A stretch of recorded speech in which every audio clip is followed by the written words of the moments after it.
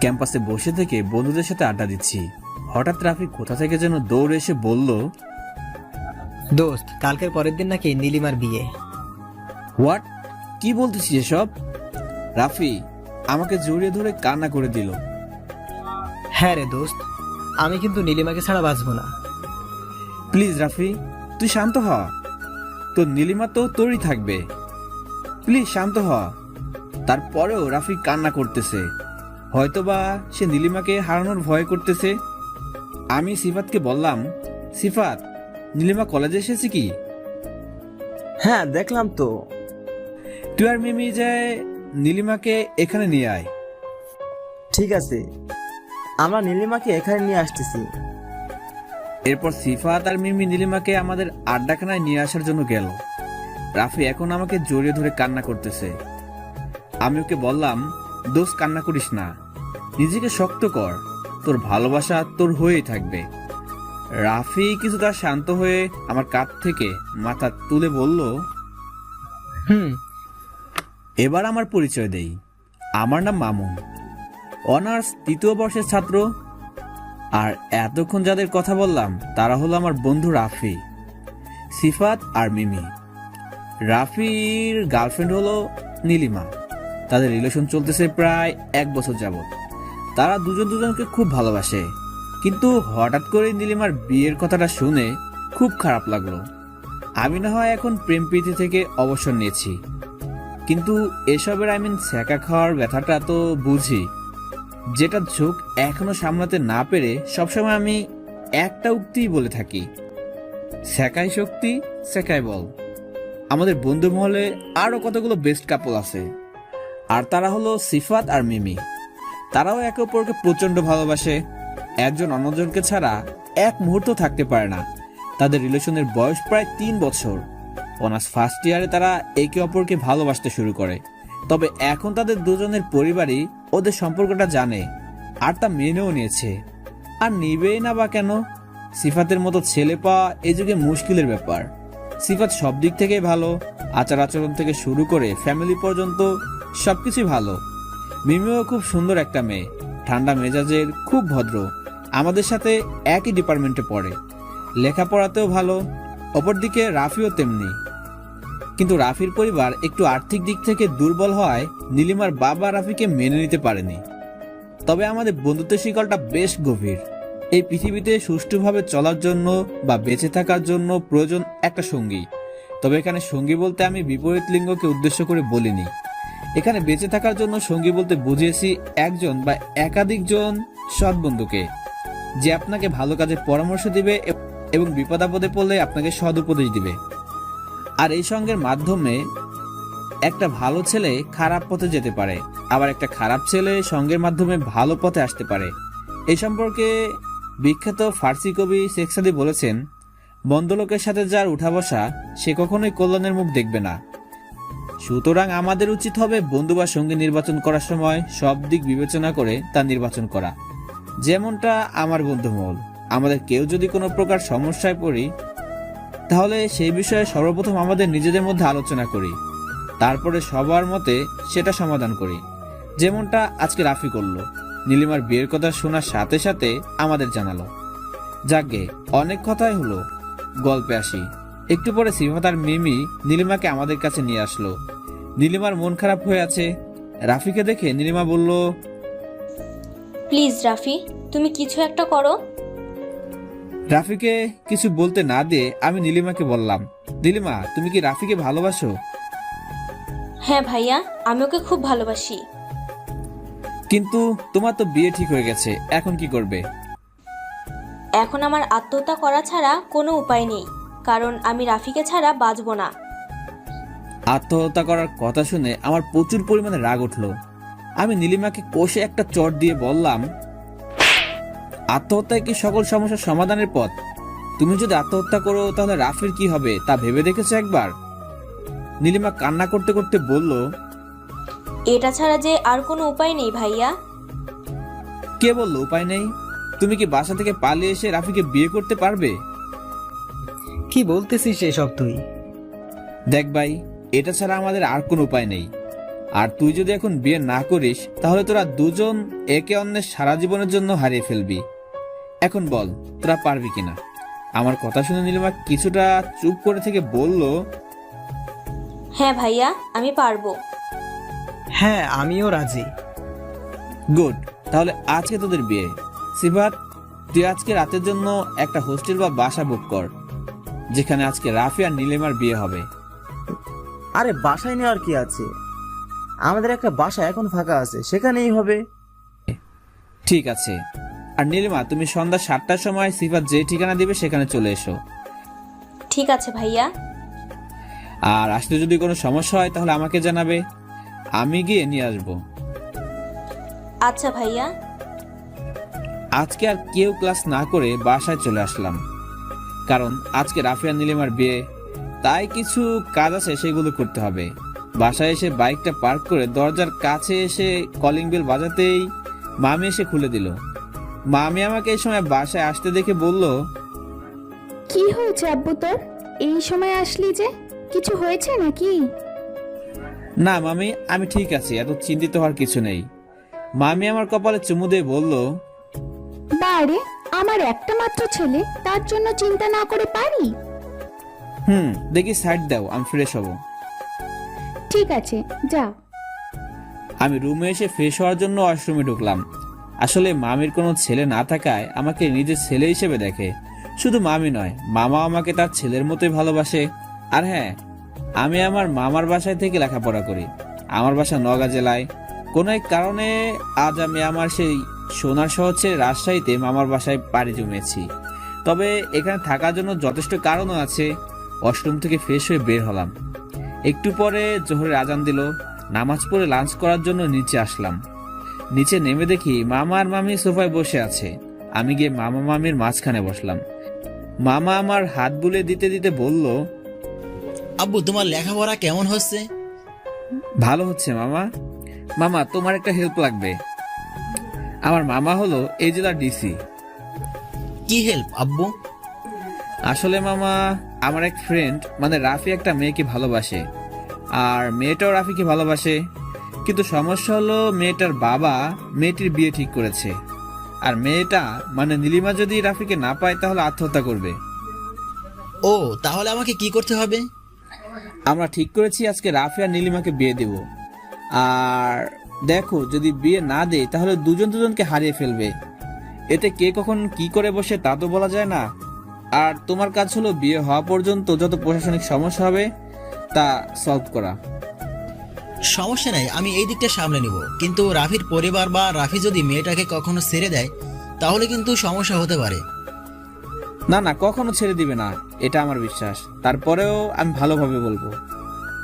ঠিক আছে। তো আব্বু, কখন বিয়ে হবে? রাতে মামি। ও আচ্ছা, অনেক কথাই হলো, চলো এবার লাঞ্চ করবে। চলো। মামি, তিশা এখনো কলেজ থেকে আসেনি। তিশা হলো আমার একমাত্র মামাতো বোন, এবার মেডিকেল সেকেন্ড ইয়ারে। না, এখনো আসেনি, আজকে নাকি আসতে দেরি হবে। ও চলো, খাবে? চলো। এরপরে মামা আর মামির সাথে লাঞ্চ করে কিছুক্ষণ কথা বলে রুমে এসে ঘুমিয়ে পড়লাম। বিকেলে ঘুম থেকে উঠে আসরের নামাজ পড়ে রুম থেকে বের হয়ে দেখি তিশা সোফায় বসে টিভি দেখতেছে। আমাকে দেখেই বলল, ভাইয়া, আজকে নাকি তোর কোনো এক বন্ধুর বিয়ে? হ্যাঁ রাফির। তো কিছু বলবি? বলছিলাম, তুই কবে বিয়ে করবি? আমার সম্পর্কে তো তুই জানিস, তারপরেও এই কথা জিজ্ঞাসা করতেছিস কেন? না, এমনি বললাম। আর তুই আর কতদিন এভাবে থাকবি? না আছে গার্লফ্রেন্ড, না আছে বউ। দেখ, তোর বন্ধু আজকে রাতে মজা নিবি নি। আমি তিশার মাথায় একটা চুটকি মেরে বললাম, বেশি বড় হয়ে গেছিস তাই না? শপিং মলে যাব, তোর কিছু লাগবে? না, আমার কিছু লাগবে না, শুধু ফুচকা নিয়ে আসিস। ঠিক আছে ফুচকা পাগলি। মামিকে বলে বাসা থেকে বের হয়ে বাইকটা নিয়ে সিফাতকে ফোন দিয়ে শপিং মলে আসতে বললাম।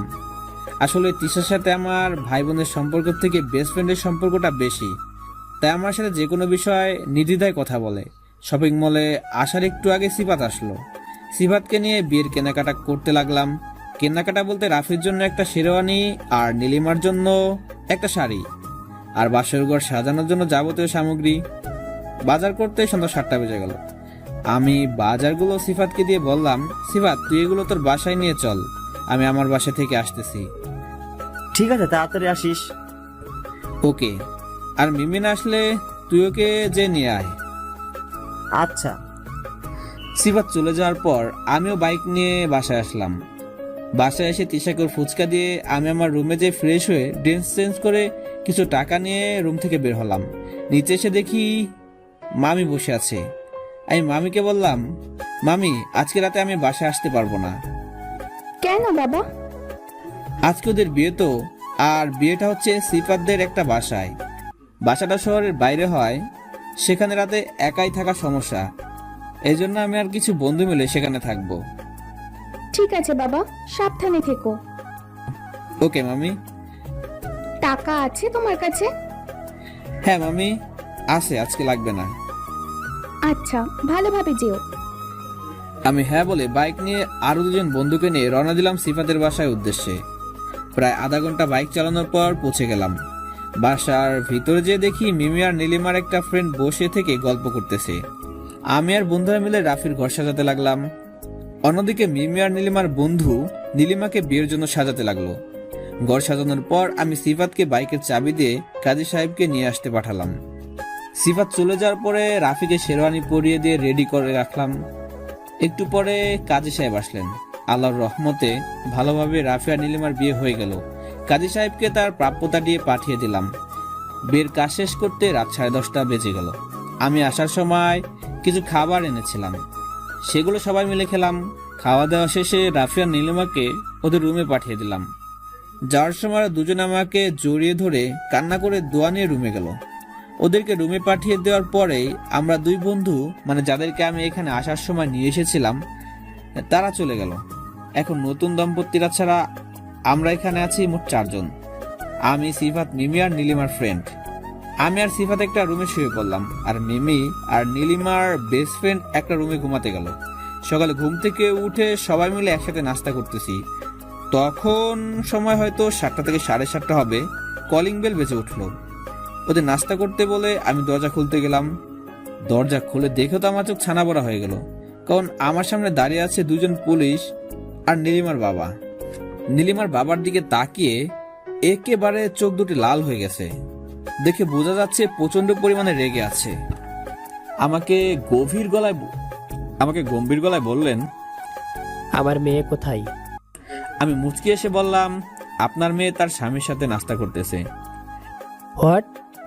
হ্যাঁ, আপনার মেয়ে রাফিকে ভালোবাসে, আর আপনি রাফির সাথে আপনার মেয়েকে বিয়ে দিবেন না, এজন্য আমি ওদের বিয়ে দিয়েছি। এতক্ষণে নীলিমা, রাফি সহ সকলে আমাদের কাছে চলে এসেছে। আমার কথা শুনে নীলিমার বাবা তেড়ে এসে আমার শার্টের কলার চেপে ধরলো। তোমার সাহস কি করে হয় আমার মেয়েকে একটা... বলতে নীলিমার দিকে তার নজর পড়ল। আমাকে ছেড়ে দিয়ে নীলিমার কাছে যেয়ে বলল, নীলিমা, এই ছেলেটা যা বলতেছে তা কি সত্যি? হ্যাঁ বাবা। নীলিমার কথা শুনে নীলিমার বাবা নীলিমাকে একটা সজোরে চোর মেরে বলল, আজ থেকে আমার কোনো মেয়ে নেই, যে ছিল সে মারা গেছে। অফিসার, এদেরকে থানায় নিয়ে চলুন। নীলিমার বাবা চলে যাইতে নীলিমা ওর বাবার হাত চেপে ধরে বলল, বাবা আমাদের মেনে নাও, আমি রাফিকে ছাড়া বাঁচবো না। নীলিমার বাবা তার হাত থেকে নীলিমার হাত সরিয়ে নিয়ে আবার চর মারতে চাইলে আমি তার হাত ধরে বললাম, অনেক করেছেন মিস্টার নজরুল চৌধুরী, আপনি কোথা থেকে এত সাহস পেয়েছেন? হ্যাঁ, নীলিমা এতক্ষণ আপনার মেয়ে ছিল, কিন্তু এখন আপনি তাকে মেয়ে হিসেবে অস্বীকৃতি প্রদান করেছেন। আর সবচেয়ে বড় কথা হলো সে এখন একজনের স্ত্রী।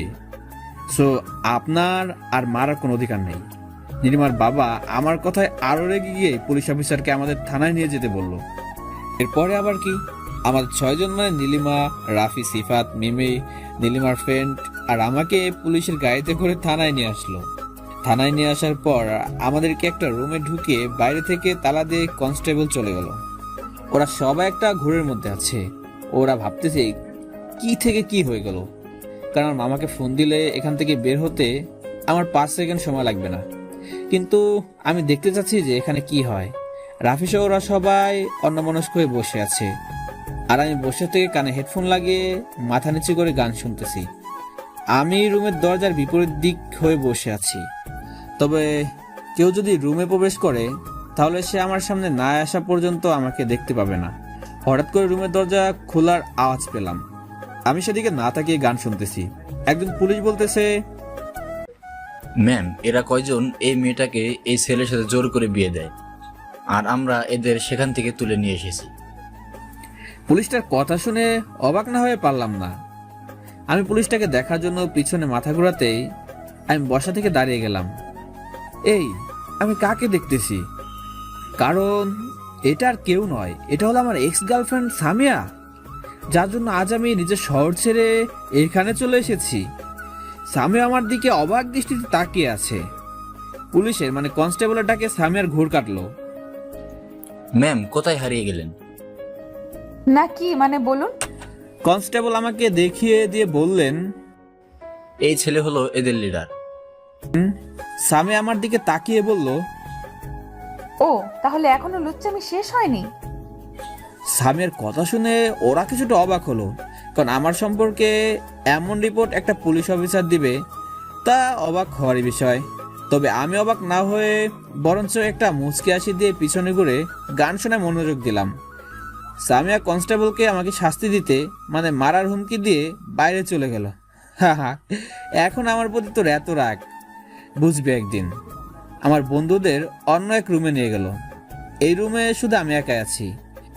একটু পরে কনস্টেবল একটা রশি নিয়ে এসে আমাকে বাঁধলো। বাঁধার পর যে আমাকে মারতে যাবে ঠিক তখনই আমার এই রুমে একজনের আগমন।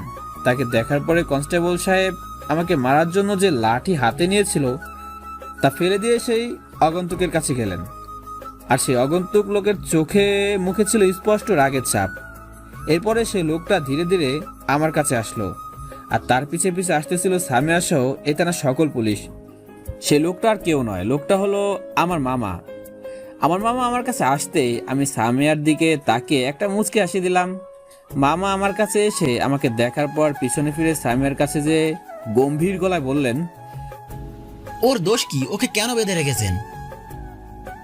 আসলে স্যার, এই ছেলেটা এই মেয়েকে জোর করে তুলে নিয়ে যে ওর বন্ধুর সাথে বিয়ে দিয়েছে। Just shut up. আপনি কি জানেন এই ছেলেকে? সামিয়া অবাক হয়ে বলল, না স্যার। এটা হলো আমার ছেলে শাহিদ হাসান শাহী। আর ওর দোষ কি জানেন? দোষটা হলো সে এই মেয়েটাকে তার বন্ধুর সাথে বিয়ে দিয়ে আত্মহত্যা করা থেকে বাঁচিয়েছে, আর তাকেই আপনারা বেঁধে রেখেছেন। সামিয়া মাথা নিচু করে বলল, সরি স্যার, আমরা বুঝতে পারিনি। কনস্টেবল, ওনাকে ছেড়ে দিন। এরপরে কনস্টেবল এসে আমার রশিগুলো খুলে দিলেন।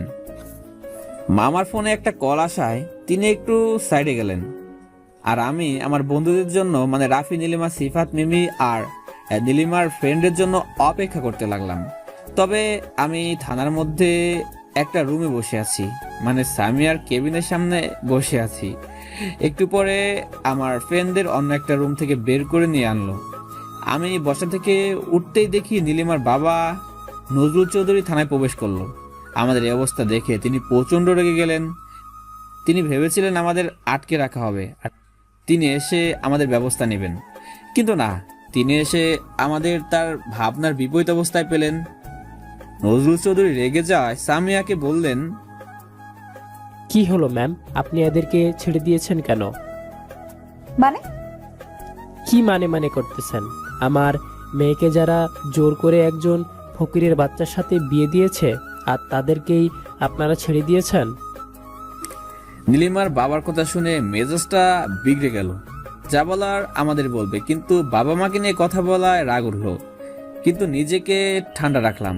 হঠাৎ মামা পিছন থেকে রুমে ঢুকতে ঢুকতে বলল, মানেটা আনা হয় আমি বলতেছি, মিস্টার নজরুল চৌধুরী।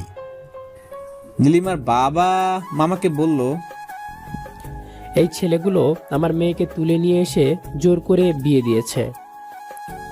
নীলিমার বাবার কথা শুনে নীলিমা বলল, না স্যার, আমাকে কেউ জোর করে বিয়ে করেনি বা দেয়নি, আমি নিজ ইচ্ছাই করেছি। নীলিমার বাবা নীলিমার উপর রেগে গিয়ে বলল, তুই চুপ কর। কেন চুপ করবে মিস্টার নজরুল চৌধুরী? আপনাদের মতো কিছু স্বার্থপর পিতামাতার জন্য নষ্ট হয়ে যায় হাজারো ছেলে মেয়েদের জীবন। আপনারা শুধু খোঁজেন অর্থ সম্পদওয়ালা ছেলেকে, কিন্তু আপনারা কখনোই ভাবেন না যে আমার মেয়ে তার কাছে যায় সুখে থাকবে না কষ্টে থাকবে। আচ্ছা নজরুল চৌধুরী, আপনি কি বলতে পারবেন আপনি যেখানে আপনার মেয়েকে বিয়ে দিতে চেয়েছিলেন সেখানে আপনার মেয়ে সুখে থাকবে, এমনকি তার জীবনটা টিকিয়ে থাকবে? মানে স্যার বুঝলাম না। মামা চেয়ার টেনে নিয়ে বসতে বসতে বলল, মানেটা খুব সহজ মিস্টার নজরুল চৌধুরী। এই যে আপনার মেয়ে আর আপনার বর্তমান জামাই মানে রাফি দুজনেই একে অপরকে ভালোবাসে। আপনি যদি আপনার মেয়েকে আজ অন্য কোথাও বিয়ে দিয়ে দিতেন তাহলে আপনি আপনার মেয়েকে হারিয়ে ফেলতেন। মানে আপনার মেয়ে তার ভালোবাসার মানুষটাকে না পাওয়ার জন্য আত্মহত্যা করত। আপনি হয়তোবা ভাবছেন আমি এসব কি করে জানলাম। এই যে এটা হলো আমার ভাগ্নে, সে আমাকে আপনার মেয়ে সম্পর্কে গতকাল বলে, আর এটাও বলে যে আপনার মেয়ে যদি রাফিকে না পায় তাহলে আত্মহত্যা করবে। আর আপনার মেয়েকে আত্মহত্যাও এই পৃথিবীর সুখী মানুষ হিসাবে বেঁচে থাকতে গিয়ে আমার ভাগ্নে আজ পুলিশের হাতে বন্দী। তবে আপনি বলতে পারেন যে আপনার মেয়ে আপনাকে এই বিষয়ে জানালো না কেন? এই উত্তরে আমি মনে করি আপনাকে না জানানো বা না বলাই উচিত, কারণ আপনার মেয়ে আপনাকে রাফির কথা বলেছিল, কিন্তু রাফি গরিব বলে আপনি মেনে নিতে পারেননি। আজও আপনি রাফিকে ফকিরের বাচ্চা উপাধি দিলেন। মামার কথা শুনে নীলিমার বাবা নিচের দিকে তাকিয়ে আছে। মনে হচ্ছে তার ভিতরে অনুশোচনা বোধ কাজ করতেছে। আর সামিয়া সহ এই রুমে যতগুলো লোক ছিল সবাই মামার মুখের দিকে তাকিয়ে মামার কথা শুনতেছিল। শোনেন, টাকা পয়সার মধ্যে সুখ শান্তি থাকে না। আপনার অনেক অর্থ সম্পদ আছে, কিন্তু আপনার মেয়ে আপনার কাছ থেকে আলাদা বা অনেক দূরে, সেখান থেকে আর ফিরবে না। তাহলে কি হবে আপনার এত অর্থ সম্পদ থেকে, যেখানে বাবা নামে ডাকটি আর শুনতে পাবেন না? কি হবে এত গাড়ি বাড়ি অর্থ সম্পদ থেকে, যেখানে সন্ধ্যার পরেই বালিশে মাথা রেখে সন্তানের কথা ভেবে চোখের পানি দিয়ে বালিশ ভিজিয়ে? পরিশেষে আমি আপনার মেয়ে রাফির কাছেই সুখে থাকবে, সুতরাং তাদেরকে মেনে নেওয়াই আপনার শ্রেয়। মামার কথা শুনে সকলেই স্তব্ধ হয়ে গেলাম। নীলিমার বাবা কিছুক্ষণ চুপ করে থেকে রাফির কাছে এসে রাফির হাত ধরে কান্না করতে করতে বলল, প্লিজ বাবা, তুমি আমাকে ক্ষমা করে দাও। আমি না বুঝে এতদিন তোমাকে অপমান করেছি। আমি এতদিন অর্থ সম্পদের মোড়ে পড়ে অন্ধ হয়ে গিয়েছিলাম। আমি কখনো ভাবিনি আমার মেয়ে কার কাছে সুখে থাকবে আর কার কাছে দুঃখে থাকবে। কিন্তু আক্তারুল জামান স্যারের কথা শুনে আমি বুঝতে পারলাম আমার মেয়ে তোমার কাছেই সুখে থাকবে, আর আমার মেয়ের সুখেই আমাদের সুখ। আঙ্কেল, আপনি আমার বাবার বয়সী, আপনি আমার কাছে ক্ষমা চাচ্ছেন কেন? আর আপনার জায়গায় কেউ হলে একই কাজ করতো। আমি আপনাকে আগেই ক্ষমা করে দিয়েছি। নীলিমার বাবা রাফিকে ছেড়ে দিয়ে এসে আমার মামাকে জড়িয়ে ধরে বলল, স্যার, আপনার জন্যই আজ আমি আমার মেয়েকে সঠিক ছেলের হাতে তুলে দিতে পেরেছি। ধন্যবাদ আপনাকে। আপনাকে ধন্যবাদ দেওয়ার কিছুই নেই, ওদেরকে মেনে নিলে আমি খুশি হব। ঠিক আছে স্যার। এরপরে নীলিমার বাবা নীলিমার কাছে এসে নীলিমার হাত ধরে বলল, মারে, আমাকে ক্ষমা করে দে। আমি না বুঝে তোদের ভালোবাসাকে অপমান করেছি। বাবা, আমি তোমাকে মাফ করে দিয়েছি, তুমি শুধু আমাদের মেনে নাও। হ্যাঁ রে মা, নিয়েছি মেনে। রাফি বাবা, তোমার বাবার নাম্বারটা দাও। এই নিন আঙ্কেল। আঙ্কেল কি? হ্যাঁ, আমাকে বাবা বলে ডাকবে। ঠিক আছে বাবা। গুড। এরপর নীলিমার বাবা আমার কাছে এসে বলল, বাবা মামুন, তুমি আমাকে মাফ করে দাও। তুমি আমার মেয়ের সুখের জন্য এত কিছু করেছো, আর আমি ছি। আঙ্কেল, এখানে ক্ষমা করার কিছুই নেই। আপনি ওদের মেনে নিয়েছেন, এতে আমি খুশি। এরপরে নীলিমার বাবা সবার কাছ থেকে তার পূর্বের ব্যবহারের জন্য ক্ষমা চাইলেন। সবাই তাকে ক্ষমাও করে দিলেন। এরপরে তিনি আরও কিছুক্ষণ কথা বলে রাফি আর নীলিমাকে তার বাড়ি যেতে বলে থানা থেকে চলে গেলেন। এরপরে মামাও কিছুক্ষণ কথা বলার পর তিনিও তার অফিসে গেল। এখন শুধু আমি, রাফি, নীলিমা, আমার বন্ধু আর সামিয়া রুমে আছি। রাফি আমাকে জড়িয়ে ধরে বলল, দোস্ত, তোকে যে কি বলে ধন্যবাদ দিব তা খুঁজে পাচ্ছি না। শালা ধন্যবাদ দিতে হবে না, এখন রেস্টুরেন্টে নিয়ে যায় কিছু খাওয়া। থানায় আসার সময় ভেবেছিলাম তারা কিছু খেতে দেবে, কিন্তু তা না করে তারা রাগ নিয়ে বাঁচে না। আমার কথা শুনে সামি আমার দিকে ভুরু কুচকে তাকালো। আর একটু পরে তোর মামা আসলে পুলিশ ম্যাম তোকে সকালে নাস্তা করে দিত। সিফাত হাসতে হাসতে বলল। আমি পকেটে হাত ঢুকিয়ে দিয়ে বললাম, হা হা, তোদের পুলিশ ম্যাম আমাকে মারবে, সাহস থাকলে আমার গায়ে একটু হাত দিতে বল। আমার কথা শুনে সামিয়া আরও খেপে গেল। এখানে আর না থেকে তার কেবিনে চলে গেল। সামিয়ার এরকম ব্যবহার দেখে ওরা কিছুটা অবাক হলো। আমি এই বিষয়টা এড়িয়ে নিয়ে যাওয়ার জন্য রাফিকে বললাম, কখন খাওয়াবি সেটা বল। ভাইয়া চলেন, আমি আপনাদের খাওয়াবো। তুমি থামো, আজকে আমরা রাফির থেকে খাবো। ঠিক আছে, আমি তোদের খাওয়াবো, চল। এরপর আমরা সবাই থানা থেকে বের হয়ে আসলাম। আমি বের হয়ে এসে ওদেরকে বললাম, তোরা চল, আমি আসতেছি। কোথায় যাবে আবার? আসতেছি, তোরা চল। ওদের সবাইকে এই কথা বলে আমি আবার থানায় আসলাম। থানায় এসে সোজা সামিয়ার কেবিনে গেলাম। রুমে ঢুকে দেখি মিস রুমে নেই। আমি একটা চেয়ার নিয়ে বসে পড়লাম। একটু পরে ম্যাম ওয়াশরুম থেকে বের হয়ে আসলো। আমাকে তার রুমে দেখে তেড়ে এসে আমার জামার কলার চেপে ধরে আমার মুখের কাছে মুখ নিয়ে এসে বলল, মানে তোর সাহস কি করে হয় আমার অনুমতি ছাড়া আমার রুমে আসার? আমি ওর ঠোঁট দুটোতে আমার ঠোঁট দুটি দিয়ে হালকা ছুঁয়ে দিয়ে বললাম, এখনো তো তোর সেই তেজ ফোড়ায়নি দেখতেছি। লক্ষ্য করলাম সামিয়ার ঠোঁট দুটি কাঁপতেছে। আমি আর নিজেকে সামলাতে না পেরে আবার 4 ঠোঁট এক করে নিলাম। সামিয়া ছাড়ানোর চেষ্টা করতেছে, কিন্তু আমার শক্তির কাছে পেরে উঠতে পারতেছে না। প্রায় 5 মিনিট পরে ছেড়ে দিয়ে বললাম, এত দেমাক কিন্তু ভালো নয়, বুঝেছিস? আর মিষ্টির স্বাদটা কিন্তু অসাধারণ ছিল। বলেই একটা চোখ টিপি দিয়ে রুম থেকে বের হয়ে আসলাম। মনে মনে ভাবতেছি, আমাকে কষ্ট দেওয়ার ফলে এখন হাড়ে হাড়ে টের পাবে মিস সামিয়া। হা হা। আমি থানা থেকে বের হয়ে বাইরে এসে দেখি বন্ধুরা আমার জন্য অপেক্ষা করতেছে।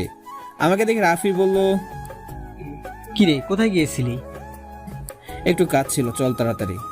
কেউ আর কথা না বাড়িয়ে 3টা রিক্সা নিয়ে রওনা দিলাম রেস্টুরেন্টের উদ্দেশ্যে।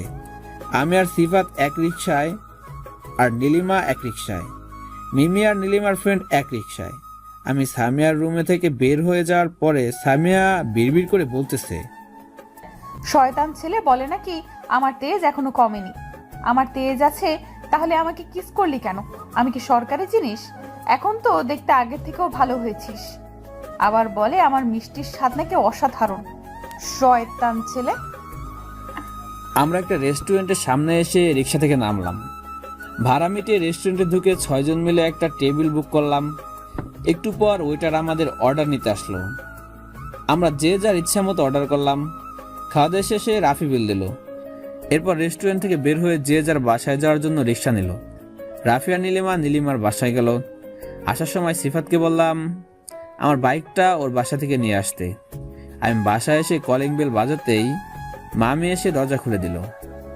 মামির সাথে কিছুক্ষণ কথা বলে রুমে এসে ফ্রেশ হয়ে শুয়ে পড়লাম, কারণ গত রাতে ভালো ঘুম হয়নি।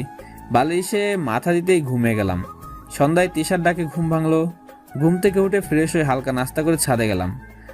ছাদে যে দোলনায় বসতেই মনে পড়ে গেল 3 বছর আগের কথা। ডুব দিয়ে দিলাম 3 বছর আগের সে অতীত। ভাইয়া, ও ভাইয়া, ওঠো। আর কত ঘুমাবে? আজকে আমাকে ঘুরতে নিয়ে যাবে না? হ্যাঁ আবু, তুই যা, আমি আসতেছি। ঠিক আছে। এই কথা বলে সাফি আমার রুম থেকে বের হয়ে গেল। ও, আপনাদের তো বলাই হয়নি, সাফি হলো আমার একমাত্র আদরের বোন। আমার পরিবারের মোট সদস্য সংখ্যা 4 জন, বাবা, মা, বোন আর আমি। বাবা হলো এখানকার একটা কলেজের প্রিন্সিপাল, আর মা গৃহিণী।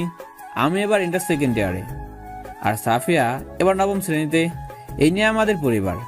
আজকে শুক্রবার দুপুরে নামাজ পড়ে এসে লাঞ্চ করে ঘুমিয়েছিলাম। আমার বোনের ডাকে ঘুম ভেঙে গেল। আজকে নাকি তাকে ঘুরতে নিয়ে যেতে হবে। আমিও নিয়ে যাই। ফ্রেশ হয়ে ড্রেস চেঞ্জ করে রুম থেকে বের হয়ে নিচে আসলাম। নিচে এসে দেখি আমার আব্বু আম্মু সোফায় বসে থেকে গল্প করতেছে। আমাকে দেখে আম্মু বলল, কোথায় যাবি বাবা? আম্মু, সাফিয়া নাকি আজ ঘুরতে যাবে, তাই ওকে নিয়ে একটু ঘুরতে যাব। আম্মুর সাথে কথা বলতে সাফিয়া রুম থেকে সেজেগুজে বের হয়ে নিচে আসলো। ঠিক আছে, ভালোভাবে যাবি। ঠিক আছে আম্মু। বাসা থেকে বের হয়ে আসতে আব্বু বলল, শাহিদ, গাড়ি নিয়ে যাও। না আব্বু, রিক্সায় চলে যাব। আচ্ছা, যাও। এরপর আমি সাফিয়াকে নিয়ে বাসা থেকে বের হয়ে আসলাম। রাস্তায় এসে একটা রিক্সা নিয়ে ঘুরতে বের হলাম। বাইক আছে, কিন্তু আজকে নিয়ে আসতে মন চাইলো না। প্রথমে একটা পার্কে আসলাম। পার্কে দুই ভাই বোন কিছুক্ষণ আড্ডা দিয়ে একটা ফুচকার দোকানে গিয়ে দুই ভাই বোন একসাথে ফুচকা খেলাম।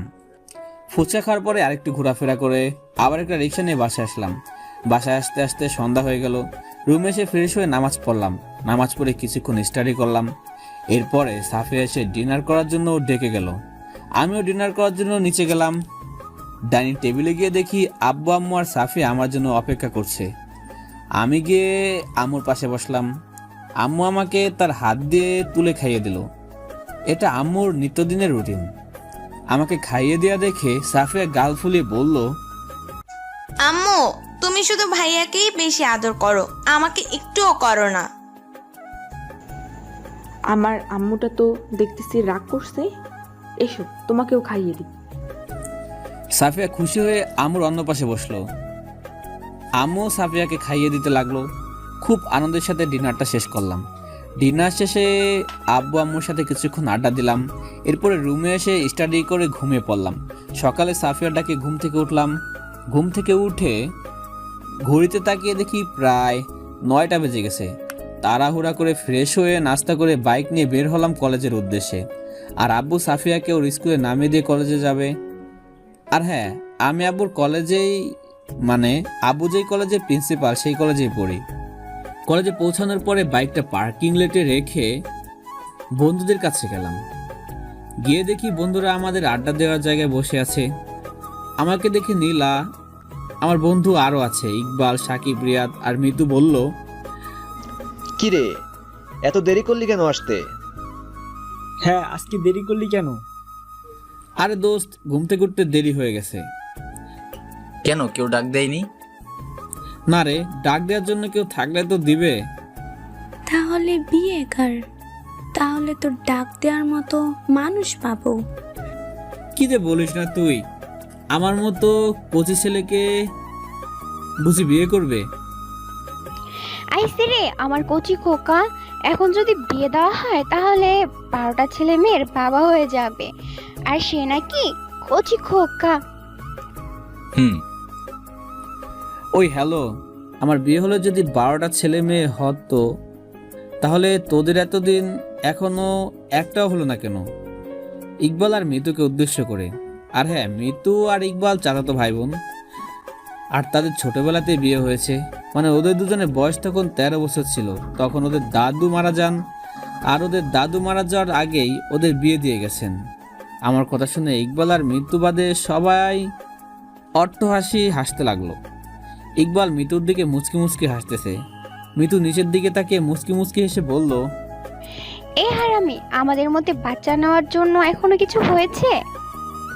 আজ থেকে 8 বছর আগে বিয়ে হয়েও যদি তোদের মধ্যে কিছু না হয়, তাহলে তো আমার মতো সিঙ্গেল থাকাই ভালো।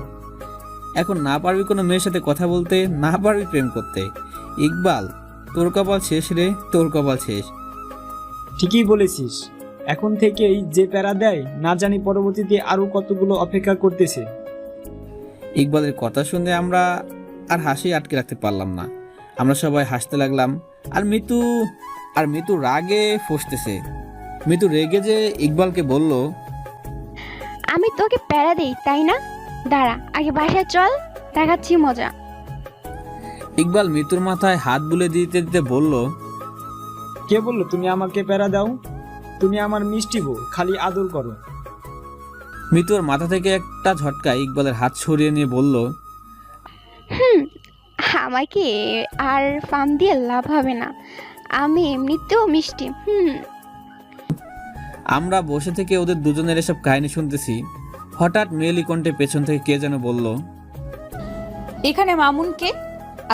মেয়েটির কথা শুনে পিছনে তাকাতেই তো আমি হা হয়ে গেলাম। এটা আমি কাকে দেখতেছি? এটা মেয়ে নাকি পরী? টানা টানা মায়াবী চোখ, মনে হচ্ছে সেই চোখগুলোতে ডুব দিয়ে সারা জীবন কাটিয়ে দেই। হঠাৎ রিয়াদের ধাক্কা ধাক্কিতে আমার ভাবনা ছেদ ঘটলো। এই মামুন, তোকে কখন থেকে ডাকতেছি। ও হ্যাঁ, না মানে বল। মেয়েটা তোকে ডাকতেছে। মেয়েটিকে বললাম, আপনি কি মামুন? হ্যাঁ। আসলে আমি এই কলেজে ট্রান্সফার হয়ে এসেছি। প্রিন্সিপাল স্যারকে কিছু ভালো বন্ধুর কথা বললে তিনি আমাকে আপনার কাছে পাঠালেন। আমি কি আপনাদের বন্ধু হতে পারি? আমি কি বলবো ভেবে পাচ্ছি না। আমার ক্রাশ আমার কাছে এসে ফ্রেন্ড হওয়ার জন্য ভাবা যায়? আমি বললাম হ্যাঁ বন্ধু হতে পারো, কিন্তু তুমি করে বলতে হবে। ঠিক আছে, বলবো। আমার নাম সামিয়া আক্তার। ওফ, মুচকি হাসি দেখে তো আমি আবার এই মেয়ের প্রতি ক্রাশ খেলাম।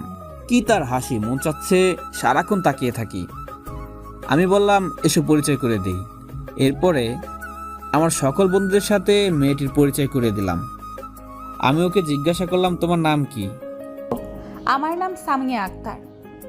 হায় আল্লাহ, চেহারা যেমন সুন্দর নামটাও তো তেমন সুন্দর। এরপর আরও কিছুক্ষণ মেয়েটি আমাদের সাথে আড্ডা দিয়ে বাসায় চলে গেল। আজকে নাকি ক্লাস করবে না, আর যাওয়ার সময় আমার ফোন নম্বর নিয়ে গেল। আমরা সবাই ক্লাসে গেলাম। সব ক্লাস শেষ করে সবাই মানে আমার বন্ধুরা ক্যান্টিনে গেলাম। আর এটা আমাদের প্রতিদিনের একটা কাজ আর কি। ক্যান্টিনে যাওয়ার পর যে যার মতো অর্ডার করলাম। আর হ্যাঁ, আজকে খাওয়ানোর দায়িত্ব হলো মিতুর মানে ইকবালের জানুর। খাওয়া দাওয়া করতে করতে সাকিব আমাকে জিজ্ঞাসা করলো, আচ্ছা মামুন, তুই আমাকে একটা কথা বলবি? বল। তুই কোনোদিনও কোনো মেয়েকে সহজে বন্ধু বানাতে চাস না, কিন্তু আজকে তোর কি এমন হলো যে মেয়েটিকে মানে সামিয়াকে একবার দেখার পর তুই তাকে বন্ধু বানাইলি? সাকিব ভাইয়া ঠিক বলছে, আর তুই তো কোনো মেয়ের দিকে ভুলেও তাকাস না। কিন্তু আজকে সামিয়াকে দেখার পর তুই অন্য জগতে হারিয়ে গিয়েছিলি। কি মামা, সামথিং সামথিং নাকি? আমি মুচকি এসে বললাম, আরে না, তেমন কিছু না। তুই আমাদের কাছে মিথ্যা বলার চেষ্টা করিস না, কারণ আমরা তোকে ছোটবেলা থেকেই চিনি বা তোর সাথে চলাফেরা করি। সো কাহিনী কি বল? আসলে আমি সামিয়াকে প্রথম দেখাতে ক্রাশ খেয়েছি। প্রথম দেখাতে তাকে ভালো লাগে, বলতে পারিস তাকে আমি ভালোবেসে ফেলেছি। যাক মামা, তাহলে তুইও কাউকে ক্রাশ খাইলি? আরে ক্রাশ খাবো না কেন? আমাদের ভাবি কি দেখতে খারাপ নাকি? মামুন না ক্রাশ খাইলে আমি প্রপোজ করতাম। কি বললি? কি কিছু না, এমনি মজা করলাম আর কি। শাশুড়ি মাকে যদি আজ তোর কথা না বলেছি তাহলে আমার নাম মিতু না। আমাকে ছাড়া অন্য মেয়ের দিকে নজর দাঁড়া। এ না না, লক্ষ্মী বউ আমার এমন করে না। আর কারোর দিকে নজর দেব না বলে দিলাম। মনে থাকে যেন। ঠিক আছে মিষ্টি বউ। আমরা নিত্যদিনে ওদের এসব দেখে অভ্যস্ত। প্রত্যেক দিনই তারা এমন করে, তবে তাদের ভালোবাসার মধ্যে কোনো কমতি নেই। দিন দিন বেড়েই চলেছে। খাওয়া দাওয়া শেষ করে ক্যান্টিন থেকে বের হয়ে বন্ধুদের থেকে বিদায় নিলাম। এরপর পার্কিং লট থেকে বাইক নিয়ে বাসায় চলে আসলাম। বাসায় এসে গোসল করে নামাজ পড়ে লাঞ্চ করতে বসলাম। সাফিয়া আর আব্বু এখন আসেনি, আর তারা একটু দেরি করে আসে, তাই প্রতিদিন আম্মু আর আমি একাই লাঞ্চ করি। লাঞ্চ করে রুমে এসে একটু রেস্ট নেওয়ার জন্য বেডে গাটা এলিয়ে দিলাম। হঠাৎ করে এই ফোনটা বেজে উঠলো। দেখি অপরিচিত নাম্বার। রিসিভ করতেই অপর পাশ থেকে একটা মেয়েলি কণ্ঠ। আসসালামু আলাইকুম। ওয়ালাইকুম আসসালাম। কে আপনি? চিনতে পারোনি? না, চিনতে পারিনি। কে আপনি, নাম বলুন। আজকে কাকে ফোন নাম্বার দিয়েছিলে? আমি একটুতেই রেগে বললাম কই, কাউকে দেয়নি তো। আর পরিচয় না দিলে ফোন কাটলাম। আরে রেগে যাচ্ছ কেন? আমি সামিয়া। স্যামের কথা শুনে আমি শোয়া থেকে ধরফরে উঠে বসলাম। ও সামিয়া, আসলে আমি বুঝতে পারিনি। ঠিক আছে, সমস্যা নেই। তো দিয়েছো কিসের জন্য? কোনো দরকার নাকি? না, তেমন কিছু না। আমি ফোন দেওয়ায় তোমার অসুবিধা হলো নাকি? আরে না, অসুবিধা হতে যাবে কেন? আমি আবার ভাবলাম আমার ফোন দেওয়ায় তোমার জিএফ এর সঙ্গে কথা বলতে অসুবিধা হচ্ছে বুঝি। কি যে বলো না, আমার কোনো জিএফ নেই। সত্যি? কিন্তু তোমার এত খুশি হওয়ার কারণ কি? সেটা তুমি বুঝবে না। আর শোনো, আজকে বিকেলে ফ্রি আছো? হ্যাঁ, কেন? তোমার সাথে ঘুরতে যাব তাই। স্যামের কথা শুনে আমার লুঙ্গি ডান্স দেওয়ার মতো অবস্থা, কিন্তু নিজের আনন্দটাকে চাপা রেখে বললাম, কি তুমি আমার সাথে ঘুরতে যাবে মানে? আমার সঙ্গে তো তোমার তেমন পরিচয় নেই। আমি এই শহরে নতুন এসেছি, তাই ঘুরতে বের হব। আর সেটাও তোমার সাথে ব্যাস। তুমি পরিচিত হও আর অপরিচিত হও, বিকেলে আমাকে নিয়ে ঘুরতে যাবে, এটাই ফাইনাল, বুঝেছো? ঠিক আছে মহারানী। এই তুমি আমাকে মহারানী বললে কেন? মহারানী তো বিএফ জিএফ কে আদর করে বলে। সরি, ভুল হয়ে গেছে। তোমাকে আর জিএফ করতে কতক্ষণ? এই কিছু বললে? কই না না। ঠিক আছে, আমি রেডি হয়ে থাকবো, তুমি আমার বাসার সামনে এসে ফোন দিবে। আমি তো তোমার বাসা চিনি না।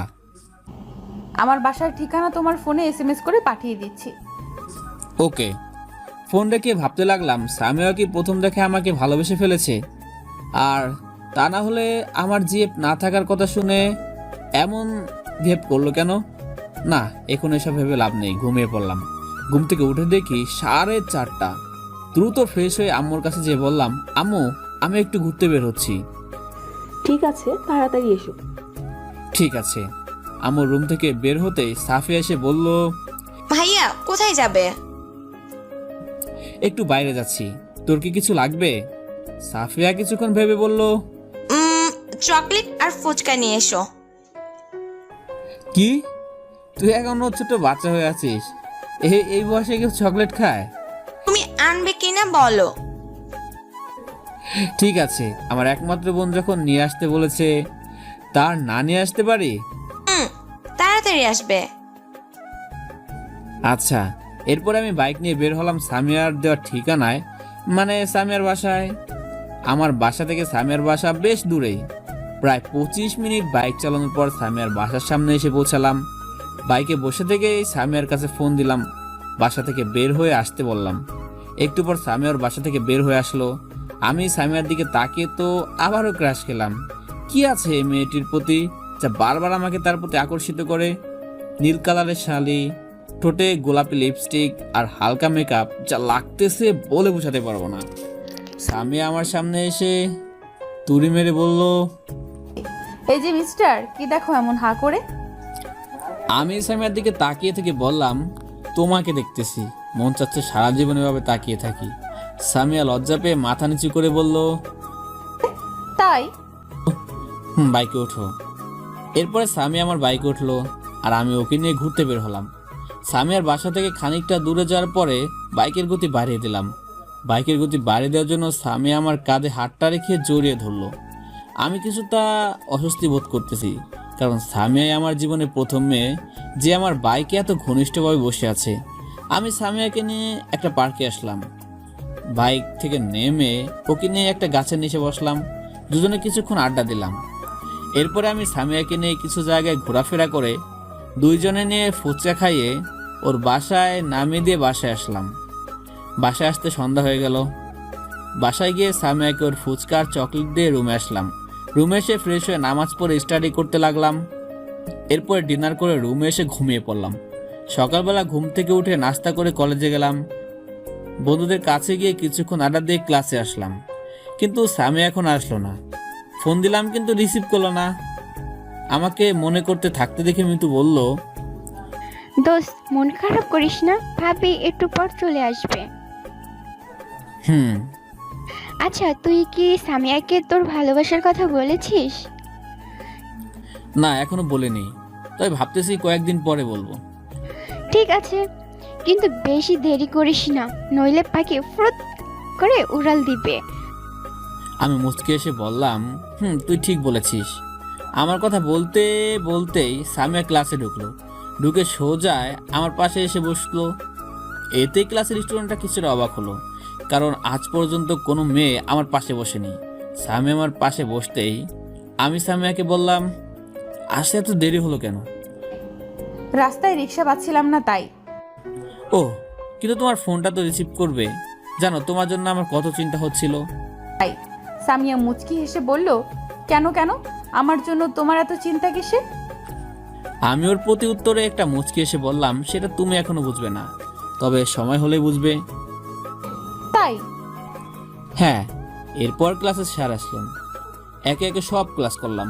ক্লাস শেষ করে আমি, সামিয়া, ইকবাল, মিতু, নীলা, রিয়াদ আর সাকিব এই কয়জন ক্যান্টিনে গেলাম। আজকে আমি ওদেরকে খাওয়ালাম। ক্যান্টিন থেকে বের হয়ে আমি সামিয়াকে একটা রিক্সায় উঠিয়ে দিয়ে ওর বাসায় পাঠিয়ে দিলাম। আর হ্যাঁ, বাসা সামিয়ার বাসা থেকে বিপরীত দিকে। আমিও বন্ধুদেরকে বলে বাইক নিয়ে বাসায় আসলাম। এভাবে কেটে গেল 1 মাস। আরে 1 মাসে সামিয়া আর আমি অনেকটা ক্লোজ হয়ে গেছি। সে আমার অনেক কেয়ার করতে লাগলো। সামিয়া মাঝে মাঝে আমাদের বাসায় আসে। আমার আব্বা আম্মু জানে আমরা ফ্রেন্ড, তবে আমি এখনো সামিয়াকে ভালোবাসার কথা বলিনি। আজকেও মহারানী, সরি এখনো তো মহারানী বলা যাবে না, মানে সামিয়া বায়না ধরেছে আজকে বিকেলে ওকে নিয়ে ঘুরতে যেতে হবে। বিকালে ঘুম থেকে উঠে ফ্রেশ হয়ে ফোনটা হাতে নিয়ে দেখি সামিয়ার 50+ মিস কল।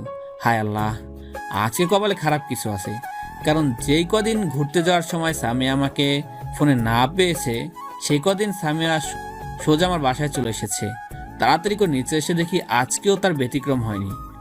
ম্যাম সোফায় বসে থেকে আম্মু আর সাফিরের সাথে গল্প করতেছে। আমাকে দেখে তাড়িয়ে গেল। এরপরে আমি আম্মুকে বলে সামিয়াকে নিয়ে ঘুরতে বের হলাম।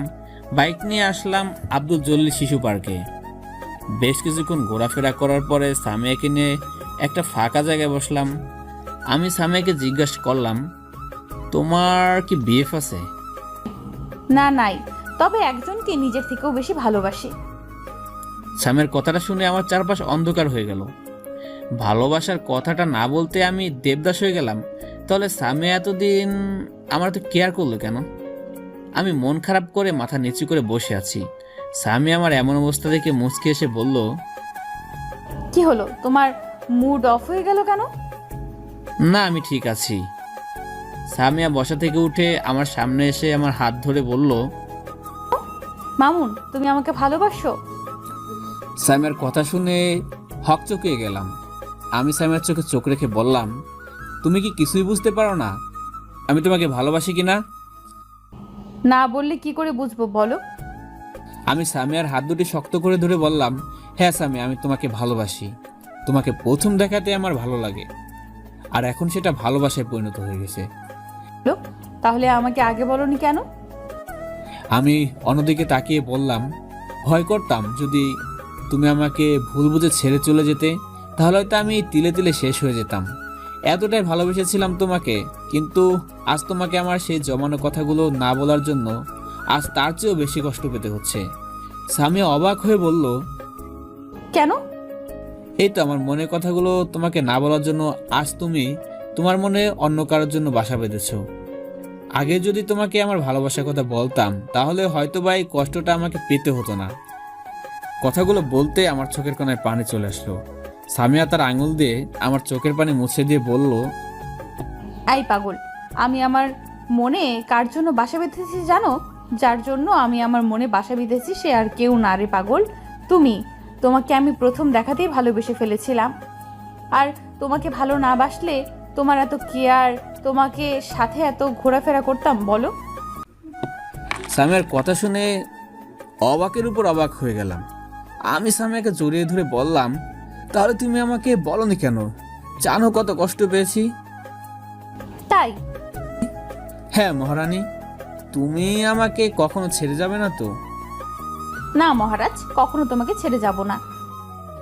ছেড়ে গেলে কিন্তু আমি বাঁচবো না।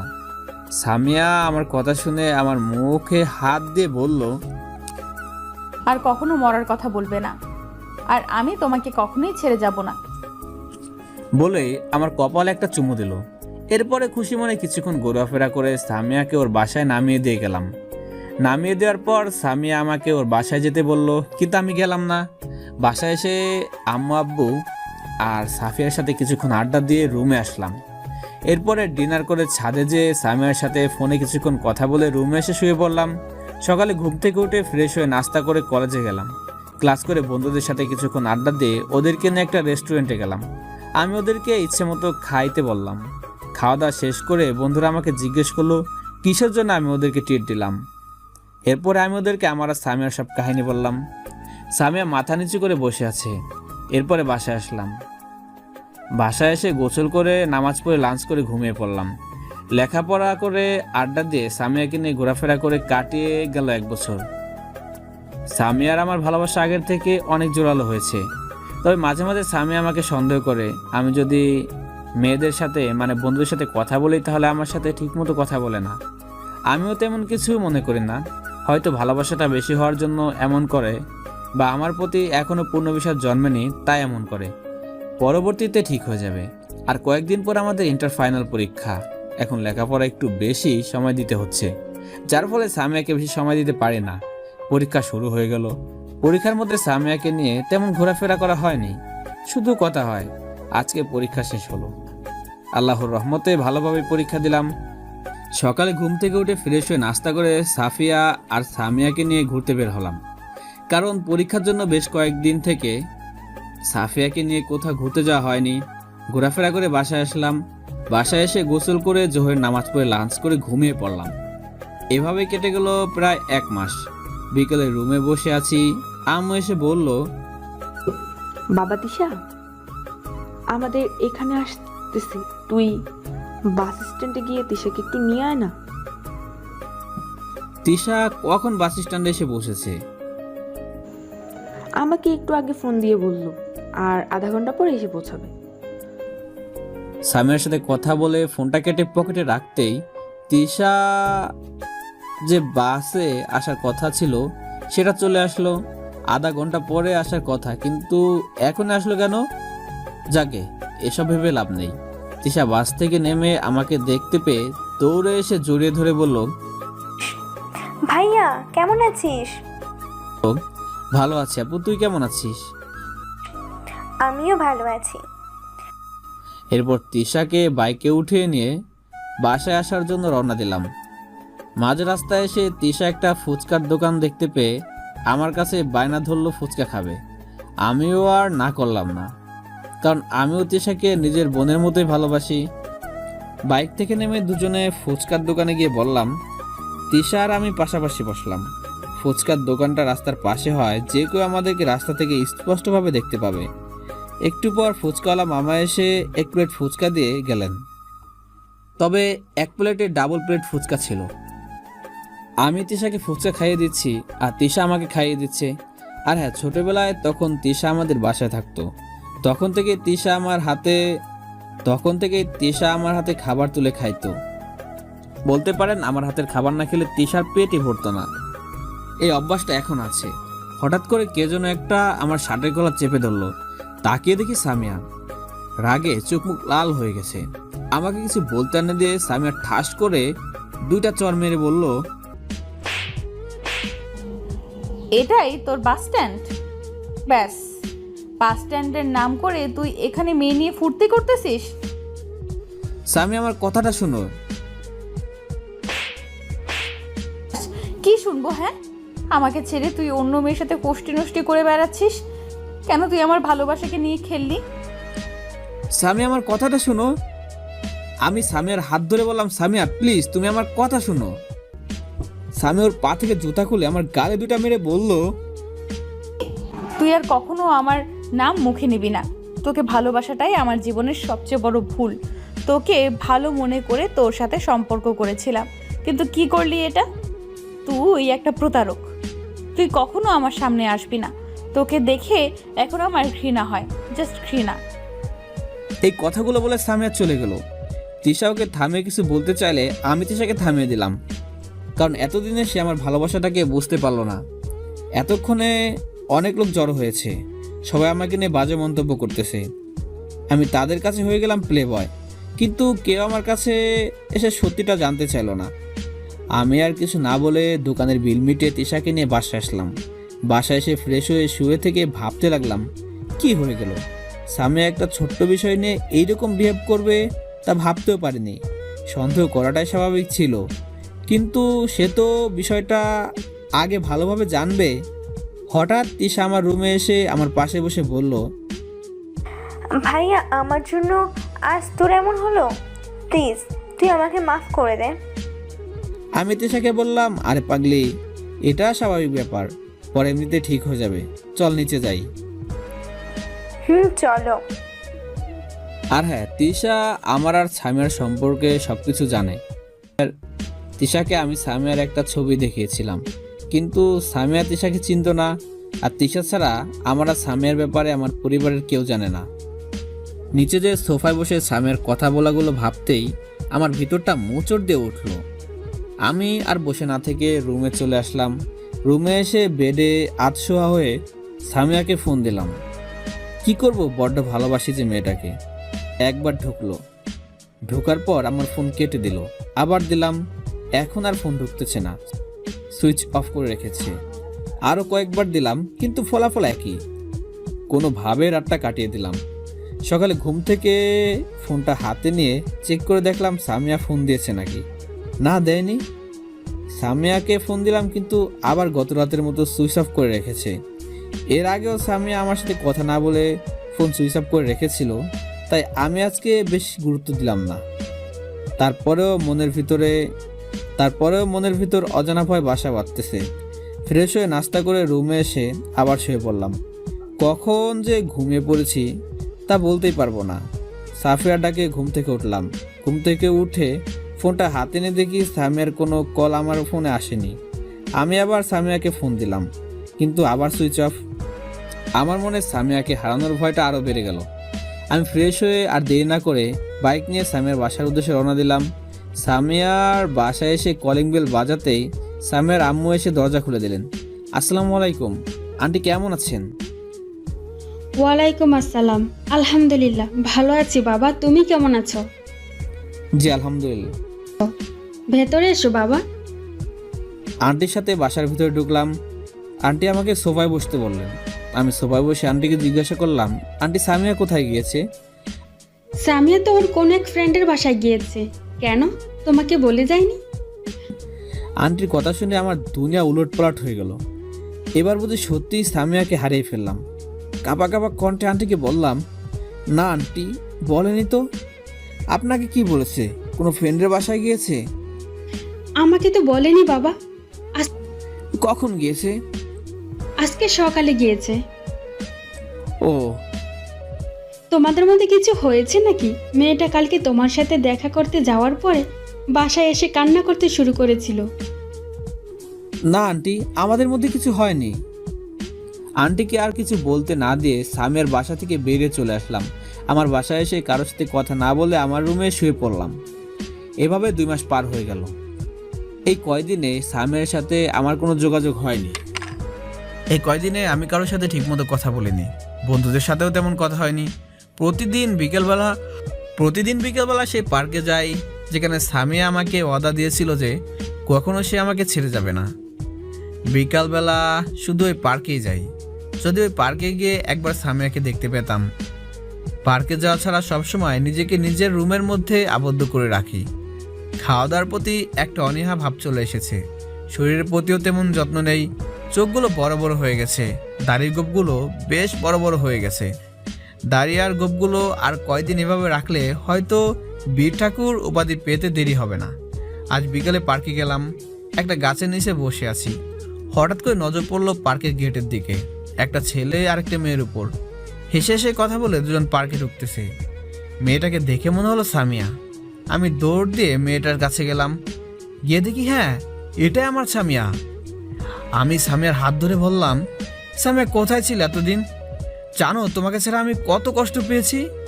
সামিয়া আমার হাত থেকে ওর হাত ছাড়িয়ে নিয়ে বলল,